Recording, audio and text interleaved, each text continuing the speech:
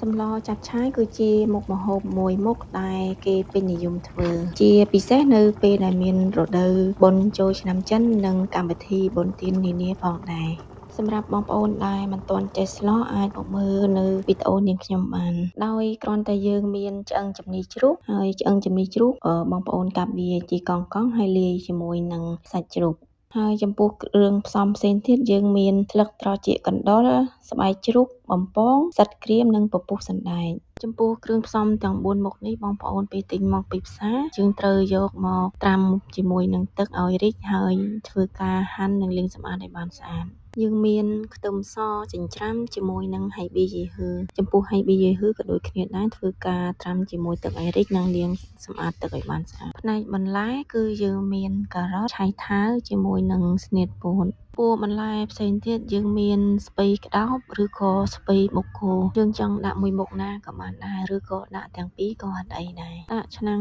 ដាំឲ្យក្តៅបន្ទាប់មកគឺចាក់ខ្លាញ់ចូលបន្តិចហើយយើងដាក់ខ្ទឹមសដែលយើងចិញ្ច្រាំមុននឹងចូលហើយធ្វើការលីងខ្ទឹមឲ្យបានឈ្ងុយសិនហើយក្នុងចំណុចនេះបងប្អូនត្រូវកូរខ្ទឹមយើងចុះឡើងហើយអ្វីដែលយើងប្រុងប្រយ័ត្ននេះគឺកុំឲ្យខ្ទឹមយើងខ្លោចប្រសិនជាខ្ទឹមយើងខ្លោចពេលយើងស្លទៅគឺអត់ឈ្ងុយទេគឺមានអារម្មណ៍ថាធុំក្លិនឈាមទៅវិញពេលខ្ទឹមយើងឈ្ងុយហើយបងប្អូនចាក់ហៃប៊ីយីហឺរបស់យើងចូលហើយនឹងលីងឲ្យបានក្រៀមបន្ទាប់មកគឺយើងដាក់គ្រឿងផ្សេងទៀតមានពពុះសណ្ដែកស្បែកជ្រូកស្លឹកត្រចៀកកណ្ដុរជាមួយនឹងផ្សិតរបស់យើងចូលហើយនឹងឆាត្រឡប់ចលងឲ្យបានស្ងួតនិងឈ្ងុយបន្តិចសិន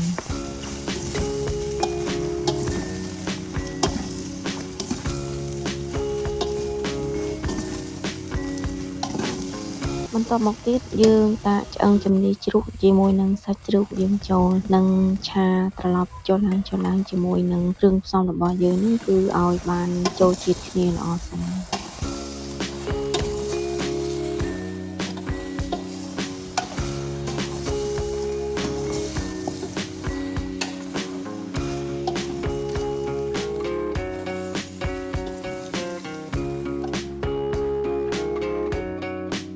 បន្ទាប់ពីយើងឆាត្រឡប់ចលងហើយយើងចាប់ផ្ដើមមកដាក់គ្រឿងរបស់យើងចូលមានទឹកត្រីស្ករអំបិលប៊ីចេងជាមួយនឹងប្រេងខ្យងហើយចំពោះបរិមាណបងប្អូនអាចលៃលកតាមបរិមាណរបស់បងប្អូនចូលចិត្តប៉ុន្តែនៅត្រង់ចំណុចនេះយើងដាក់តែល្មមបានហើយកុំអាលូកគ្រឿងជៀសវាងប្រៃសាបអីយើងអាចថែមថយនៅពេលក្រោយបន្ទាប់មកទៀតយើងធ្វើការដាក់ទឹកចូលហើយចំពោះបរិមាណទឹកបងប្អូនលៃលកតាមទំហំឆ្នាំងជាមួយនឹងបរិមាណសាច់និងបន្លែរបស់យើងបន្ទាប់មកយើងធ្វើការដាំទឹករបស់យើងឲ្យបានពុះដើម្បីរំងាស់សាច់ពេលសាច់យើងរាងផុយហើយបងប្អូនចាប់ផ្ដើមដាក់នៅបន្លែរបស់យើងមានការ៉ុតឆៃថាវជាមួយនឹងស្នៀតពោតហើយនឹងធ្វើការរំងាស់បន្លែយើងឲ្យផុយម្ដងទៀត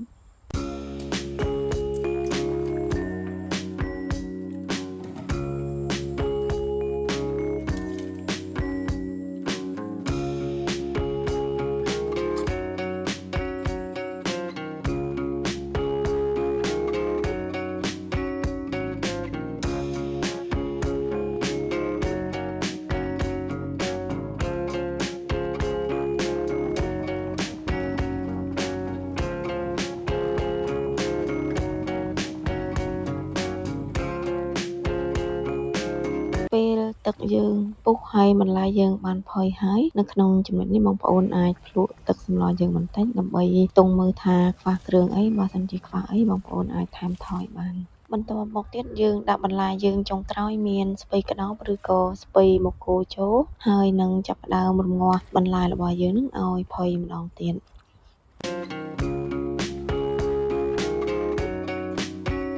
ចំពោះវីដេអូស្ងោរចាប់ឆាយរបស់យើងគឺបានមកដល់ទីបញ្ចប់ហើយ